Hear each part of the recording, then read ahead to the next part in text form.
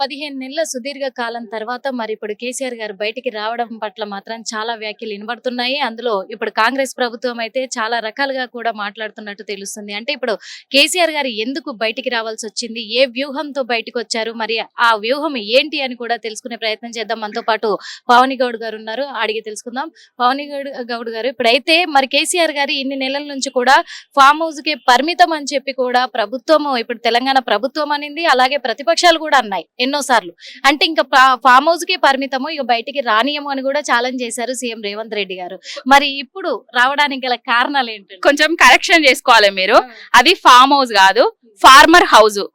Farm house అంటే సర్వాంగ సుందరంగా, అంగరంగ వైభవంగా, అన్ని అధునాతన హంగులతోటి, ఓ స్విమ్మింగ్ పూల్స్, మొత్తం ఇట్లా సినిమా హాల్స్ అట్లాంటిది కాదు. అది అక్కడ ఉన్నది ఫార్మర్ హౌస్.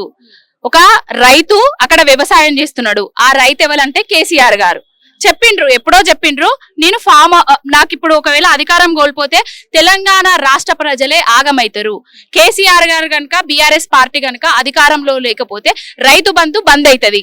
ఆ రైతు బంధు బంద్ అయింది. ఆయన చెప్పినే జరుగుతున్నాయి. ఫార్మర్ హౌస్ లా ఒక ఫార్మరు వ్యవసాయం చేస్తున్నాడు, కలుపు మొక్కలను, పురుగులను సేంద్రియ ఎరువులతోటి చంపేస్తున్నాడు. ఇప్పుడు తెలంగాణ సమాజానికి దరిద్రపు కాంగ్రెస్ పార్టీ పట్టింది. తెలంగాణ రాష్ట్రంలో అధికారం వచ్చి ఎన్నో విధాలుగా తెలంగాణ రాష్ట్ర ప్రజలను, రైతాంగాన్ని, నేతన్నలను, గీతన్నలను, పద్మశాలి అన్నలను, ప్రతి ఒక్కళ్ళను ఇబ్బంది పెడుతున్నారు. కాబట్టి అవన్నీ చూసి తట్టుకోలేక ఇవాళ వచ్చి ప్రజలకు బీఆర్ఎస్ పార్టీ వాళ్లకు దిశానిర్దేశం ఇవ్వడం జరుగుతుంది. మీరు చెప్పారు, ఒక వ్యవసాయ రీతిలోనే చెప్పారు, కానీ ప్రతిపక్షాలు ఏమంటున్నాయి అంటే మరి పురుగులను, కలుపు మొక్కలను పీకేయలేదు కేసీఆర్ గారు, ఫలాలను ఇచ్చే చెట్లను మాత్రమే వాళ్ళకి, ఆ చెట్లకు అన్యాయం చేసి వీటిని మాత్రం నరికేశాడు, అందుకే ఆ చెట్లే అన్యాయం చేశాయి. ఈ రోజు ఫలాలను ఎవరు అన్యాయం చేస్తాండ్రు, ఎవరు వీకేసిండ్రు, ఫలాలను ఇచ్చే చెట్లను అనేది కాంగ్రెస్ పార్టీ వాళ్ళకే తెలవాలి. ఒకసారి ఫలాలనిచ్చే చెట్టు మేడిగడ్డ, కాళేశ్వరం లాంటి ప్రాజెక్టును ఎండబెట్టి ఇసుక తవ్వుకుంటా ఎన్ని వేల కోట్లు సంపాదిస్తుంది కాంగ్రెస్ పార్టీ. రైతన్నలకు నీళ్ళిచ్చే శాత కాదు, రిజర్వాయర్లను, పైపులను ఆన్ చేసి నింపే చాతనైతే లేదు. మేడిగడ్డను ఎండబెట్టి ఇసుక కోసము ప్రతి ఒక్క ఎమ్మెల్యే, మంత్రి ఎన్ని దందాలు చేస్తున్నారో ఒకసారి మీరు మేడిగడ్డ పోతే అర్థమవుతుంది, మీకు తెలుస్తుంది. ఫలాలనిచ్చే చెట్లను నిర్వీర్యం చేస్తున్నది, కూకటి వేళ్లతో కూల్చేయాలని చూస్తున్నది కాంగ్రెస్ పార్టీ. ఫలాలిచ్చే చెట్లను, ఆస్తులను ఎన్నో విధాలుగా సృష్టించిండు కేసీఆర్ గారు. ఆ కేసీఆర్ గారు సృష్టించిన ఆస్తుల మీద కాంగ్రెస్ ఓని కన్ను పడ్డది. ఎలాగైనా కేసీఆర్ గారిని నేరుగా ఎదుర్కొనే దమ్ము, ధైర్యం లేక ఇది వరకు మేడిగడ్డ కుంగింది, వంగింది, కూలింది, కొట్టుకపోయింది, పనికే రాదు అని చెప్పారు. ఇప్పటి వరకు కూడా మేడిగడ్డ నిట్ట నిలువుగా అట్లనే ఉన్నది. ఏదో ఒక పిల్లర్ కు క్రాక్ వస్తే చిన్నగా లప్పమో ఏదో సున్నమో పెట్టి క్రాకును పూడ్చేయచ్చు కదా. ఇప్పటి వరకు కూడా అది ఒకవేళ రిపేర్ చేస్తే కేసీఆర్ గారికి ఎక్కడ పేరు వస్తుందో అనే ఉద్దేశంతో దాన్ని అక్కడ నిర్వీర్యం చేస్తున్నారు. వీళ్ళ ఇసుక దందాలకు తెరలేపారు.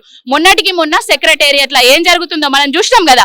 చిన్నగా డ్రిల్లింగ్ చేస్తే పెచ్చులు ఊడిపోయినాయి. పెచ్చులు ఊడిపోతుంటే సెక్రటేరియట్ అధ్వానంగా కట్టిండ్రు. అసలు నాణ్యత లోపము, నాణ్యతే లేదు అని చేస్తున్నారు. అంటే రేపు ఏం చేస్తారంటే సెక్రటేరియట్ పిల్లర్ ను ఏదన్నా రాత్రికి రాత్రి తవ్వుతారు. కూలింది, కుంగింది, సెక్రటేరియట్ లో కూడా నాణ్యత లోపమైంది, డబ్బుల కోసమే వేసిండ్రు అనేసి కేసీఆర్ గారి మీద విష ప్రచారం చేయబోతున్నారు. ఇవన్నీ విష ప్రచార బదులు తెలంగాణ రాష్ట్ర ప్రజలకు, తెలంగాణ రైతాంగానికి ఇచ్చిన హామీలను నెరవేర్చచ్చు కదా. ఎప్పుడు కేసీఆర్ ఫామ్ హౌస్ లో ఉన్నాడు, కేసీఆర్ అక్కడనే ఉంటాడు, కేసీఆర్ ఇట్లా చేస్తాడు, ఇది కాదు కదా. కేసీఆర్ ఫామ్ హౌస్ లోనే ఉన్నాడు, ఫార్మర్ పని చేసుకుంటున్నాడు. ఆయన రైతు కాబట్టి రైతు పని చేస్తాడు. సీఎం కు భయపడి, సీఎం మంచి చేస్తుండు కాబట్టి సీఎం కు భయపడి అక్కడ ఉన్నాడు. ఎక్కడండి ఏం మంచి చేసిండు? రైతులకు రైతు భరోసా ఇచ్చిండా? రైతులకు సకాలంలో నీళ్ళు ఇస్తున్నాడా? రైతులకు సకాలంలో కరెంట్ ఇస్తున్నాడా? నేతన్నలను చంపుతున్నాడు కదా. వాళ్ళకు బతుకమ్మ చీరల ఆర్డర్లు ఇచ్చేయమన్నా వాళ్ళ ఆస్తులను పెంచుతున్నాడా? అప్పుల బాధలు అవుతున్నారు, రోజుకొకరు పిట్టల్లా ఎగిరిపోతున్నారు. పుస్తెల్తాళ్ళు తీసుకుపోయి రైతన్నలు బ్యాంకులలో కుదబెట్టుకుంటున్నారు. మళ్ళా వెనుకటి కాలం వచ్చింది, రైతన్నల ఇండ్లకి వచ్చి బ్యాంకులు తలుపులు వీక్కపోతున్నారు. పేపర్లలో చూస్తున్నాం కదా. గురుకులాలల్లో 50 మంది విద్యార్థులు చచ్చిపోయినరు. కేసీఆర్ గారు ఏమన్నా వాళ్ళని చంపమని చెప్పిండా? పురుగులన్నం పెట్టమని చెప్పిండా? నీకు చేతనైతే మంచి పనులు చెయ్యి. నువ్వు చెడ్డ పనులు చేసుకుంటా తెలంగాణ రాష్ట్రాన్ని ఆగం పట్టికించుకుంటా కేసీఆర్ ఫామ్ హౌస్ ఉన్నాడు, కేసీఆర్ ఫామ్ హౌస్ ఉన్నాడు, ఇంకా బురద జల్లుడు వ్యవహారాన్ని మానుకోరా మీరు? ఇప్పటికి ఇంకొకటి కూడా ఏంటంటే మరి ఇప్పుడు కాంగ్రెస్ ప్రభుత్వం ఏర్పడి సంవత్సరమే అవుతుంది. సంవత్సరంలో చాలా పథకాలు అమలు చేసినాము. కానీ బీఆర్ఎస్ ప్రభుత్వము ప్రత్యేక తెలంగాణ వచ్చినాక 10 సంవత్సరాలు పాలించింది. వాళ్ళు ప్రజలకు ఇచ్చిన హామీలు 5 సంవత్సరాల టైం తీసుకుర్రు. మమ్మల్ని ఎందుకు సంవత్సరం కూడా టైం ఇస్తలేరని అంటారు. కానీ రైతులను, ప్రజలను బీఆర్ఎస్ నాయకులు, కార్యకర్తలు రెచ్చగొడుతున్నారు. మరి వాళ్ళకు కూడా టైం ఇవ్వాలి కదా. ఇప్పుడు మీ యూట్యూబ్ ఛానల్ సాక్షిగా మీకు అందరికి తెలుసు, మీరు అందరు రోజు గ్రౌండ్ లో తిరుగుతారు, రైతుల దగ్గరికి పోతాండ్రు, హైడ్రా బాధితుల దగ్గరికి పోతాండ్రు, మూసీ బాధితుల దగ్గరికి పోతాండ్రు, పేదల ఇండ్లు కూలుస్తుంటే వాళ్ళ దగ్గరికి పోతాండ్రు. వాళ్ళు ఏం చెప్తున్నారండి? బీఆర్ఎస్ వాళ్ళు చేస్తున్నారు అని చెప్తున్నారా? మీకు తెలుసు కదా ఎవరు చేస్తున్నారు, తెలంగాణ రాష్ట్రాన్ని ఎవరు అధ్వానంగా పరిస్థితి మొత్తం భూస్థాపితం చేస్తున్నారని మీకు తెలుసు కదా. మాకు ఒకళ్ళని రెచ్చగొట్టాల్సిన పని లేదు. కానీ ఎక్కడ సమస్య వస్తే మా పార్టీ వాళ్ళు అక్కడికి పోయి వాళ్ళతోటి మేము అండగా ఉన్నాం, మేము మాట్లాడతామని చెప్తున్నారు. అది జరుగుతుంది. మొత్తం ఇదంతా తెలంగాణ రాష్ట్రాన్ని సర్వనాశనం చేయడానికే రేవంత్ రెడ్డి అనేటాయన కంకణం కట్టుకున్నాడు. కంకణ బద్దుడై తెలంగాణ రాష్ట్ర పరువును దేశంలోనే తీస్తున్నా, అంటే ప్రపంచ వ్యాప్తంగా తీసుకుంటా దేశంలో మన తెలంగాణ రాష్ట్ర పరువును కూడా అంగట్లో సరుకులాగా అమ్ముతున్నాడు. అంటే ఇప్పుడు బీఆర్ఎస్ కార్యకర్తల వల్లే వాళ్ళ మధ్యన ఐక్యత లేకపోవడం వల్లనే మరి బీఆర్ఎస్ పార్టీ ఓడిపోయింది. అలాగే సీఎం సీటు దించారు కేసీఆర్ ని. అందుకని చెప్పేసి ఇప్పుడు కార్యకర్తల సమావేశం కూడా అందుకే చేస్తున్నారు. కార్యకర్తలకు ఎలాంటి సౌకర్యాలు సమకూర్చాలి అనే గ్రిప్ లో పెట్టుకోవడానికి ఇప్పుడు బయటకు వచ్చారు, ఈ సమావేశాలు పెడుతున్నారని అంటున్నారు. ఇగో గ్రిప్ లో పెట్టుకోవాల్సిన అవసరం కార్యకర్తలు ఇట్లా చేయాలి అట్లా చెప్పాలి అనాల్సిన అవసరం కేసీఆర్ గారికి లేదు. మా బీఆర్ఎస్ పార్టీ అదృష్టం ఏంటంటే గాడ్ గిఫ్ట్ 70 లక్షల మంది సభ్యులు మా బీఆర్ఎస్ పార్టీ కుటుంబ సభ్యులు ఉన్నారు. ప్రతి ఒక్కరు కూడా సోషల్ మీడియా వేదికగా గానీ ప్రశ్నించడం గానీ ప్రతి ఒక్కరు నిస్వార్థంగా వాళ్ళు ఏదైనా జాబులు చేసుకున్నా కూడా కొంత టైంను కేటాయించి మరి పార్టీ కోసం పనిచేస్తున్నారు. అట్లుంటది బీఆర్ఎస్ పార్టీ తోటి. మరి కవిత గారు ఎక్కడికి వెళ్ళినా గానీ సీఎం రేవంత్ రెడ్డిని టార్గెట్ చేసి ఏం పనులు చేయట్లేదు, రైతులకు అన్యాయం జరుగుతుంది, అలాగే మరి లంబాడీస్ కూడా గిరిజన వాళ్ళకు కూడా ఆ ప్రజలకు కూడా అన్యాయం జరుగుతుంది అని చెప్పేసి వాళ్ళని రెచ్చగొడుతూ మాట్లాడుతున్న మాటలని మరి ఈ రోజున కాంగ్రెస్ ప్రభుత్వం ఒకటి అంటుందంటే మీరు పెద్ద స్కాములు చేశారు, మీరు అక్రమాలు చేశారు కదా, అక్రమాలను బయట పెడుతుంటే భయపడి ఈ మాటలు మాట్లాడుతున్నారు అని అంటుంది. A to Z స్కాములు చేసిన వాళ్ళు కాంగ్రెస్ పార్టీ వాళ్ళు. స్కాములు చేసుకుంటా ఎవరైతే స్కాములు చేస్తారో వాళ్ళ పార్టీ కండువాలు కప్పుకోగానే వాషింగ్ పౌడర్ నిర్మాలు అయిపోయి స్కాములన్నీ స్కీములుగా మారిపోయి వాళ్ళ పార్టీలకు ఓడంగానే కేసులన్నీ కొట్టేస్తున్నది బీజేపీ పార్టీలు. ఇప్పుడు అతిపెద్ద దేశంలోనే అతిపెద్ద ప్రాంతీయ పార్టీ అయిన బీఆర్ఎస్ పార్టీని కేసీఆర్ గారిని నేరుగా ఎదుర్కొనే దమ్ము ధైర్యం లేకనే లేని లిక్కర్ స్కామ్ ను ముందట పెట్టి కవితక్క మీద బురద జల్లే ప్రయత్నం చేసిండ్రు. ఆమెను అన్యాయంగా జైల్లో పెట్టిండ్రు. కానీ నిందాది నిదారణ అయితే కాలేదు, నిజాలు అయితే కాలేదు. దానిలో మెయిన్ ఎవరైతే ఉన్నారో ఆయనకు కేసు అంటే ఒక పార్టీ కండువా కప్పుకోగానే కేసులన్నీ మాఫీ అయిపోయినాయి. అట్లుంటది బీజేపీ తోటి కాంగ్రెస్ పార్టీ తోటి. కాంగ్రెస్ పార్టీ ఒక బురద, ఆ బురద ఇప్పుడు బీఆర్ఎస్ అంటే తెలంగాణ రాష్ట్రాన్ని మొత్తం సర్వనాశనం చేస్తుంది అంతే. కొంతమంది మరి ఎమ్మెల్యేలు కావచ్చు, మంత్రులు కావచ్చు, సీఎం రేవంత్ రెడ్డి గారి పేరు మర్చిపోతున్నారు. అంటే సొంత పార్టీ ఎమ్మెల్యేలు మంత్రులే సీఎం రేవంత్ రెడ్డిని సీఎం గా యాక్సెప్ట్ చేస్తలేరు. తెలంగాణ రాష్ట్ర ప్రజలు కూడా ఎవరు యాక్సెప్ట్ చేస్తలేరు.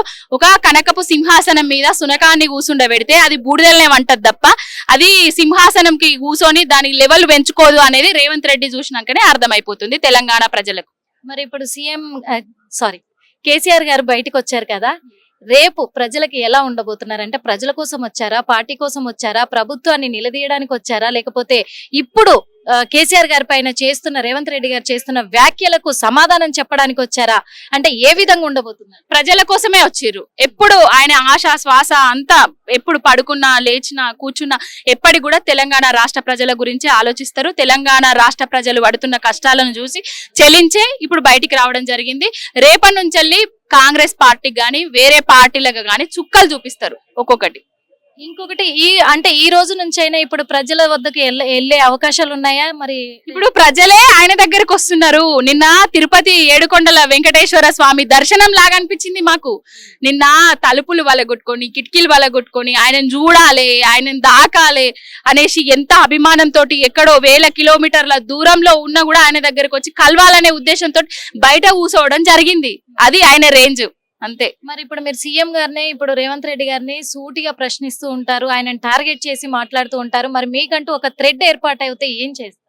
థ్రెట్ ఆల్రెడీ ఏర్పడ్డది. ఫోన్ల ద్వారా బెదిరింపు కాల్స్ వస్తున్నాయి. ఆమె ఎక్కడ అడ్రస్ అని కూడా వెతుకుతున్నారు.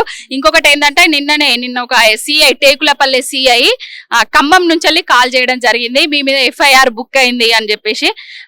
ఇప్పుడు మళ్ళీ మీ అడ్రస్ ఎక్కడ అని అడిగితే BRS పార్టీయే నా అడ్రస్, BRS భవనే నా అడ్రస్ అని చెప్పడం జరిగింది. పోలీసులు వచ్చి వెయిట్ చేసినామని కూడా చెప్పిండ్రు. మళ్ళీ ఎక్కడున్నారు అని చెప్తే ఇక్కడ లేము, వేరే టాస్క్ పడ్డది, మేము వెళ్ళిపోయినాం అని చెప్పారు. చూద్దాం ఏం జరుగుతుంది, ఏం చేస్తారు. ప్రజల కోసం కొట్లాడితే, పార్టీ కోసం కొట్లాడితే, నేను ప్రశ్నించే గొంతును అని అధికారంలోకి వచ్చి ఆ ప్రశ్నలు తట్టుకోలేక కేసులు వేస్తున్నారు. కేసులు కొత్త కాదు, కొట్లాట కొత్త కాదు, యుద్ధం కొత్త కాదు. పోరాట పార్టీలోనే పుట్టినాం కదా, పోరాటం చేస్తూనే ఉంటాం. ఏదైనా భరిస్తాము, సహిస్తాము. 3 ఏళ్లే వాళ్ళ అధికారంలో ఉండేది, తర్వాత మేమే అధికారంలోకి వస్తాము. ఏది కూడా మర్చిపోము. అంటే ఇన్ని రోజుల తర్వాత కేసీఆర్ గారు బయటికి రావడంతో అన్ని ఛానల్లో కూడా లైవ్ వెళ్తూనే ఉంది. చాలా మంది కామెంట్లు పెడుతున్నారు ఏమనంటే, మళ్ళీ కేసీఆర్ గారు మళ్ళీ అడుగు పెట్టారు బయట, ఇప్పుడు మళ్ళీ రాబోతుంది సూర్యోదయం అన్నట్టుగా వాళ్ళు వ్యాఖ్యలు పెడుతూ ఉన్నారు. మీకు ఎలా అనిపిస్తుంది? పార్టీ పండగనే 25 ఏళ్ల నుంచి కేసీఆర్ గారి మాట లేకుండా, కేసీఆర్ గారి అక్షరం, కేసీఆర్ అనే అక్షరం లేకుండా రాజకీయాలు జరగలేదు తెలంగాణ రాష్ట్రంలోనే గాని, దేశంలోనే గాని. ఆయన బయటికి వచ్చిందే ఒక పండగ, అదే పండగ వాతావరణం నడుస్తుంది.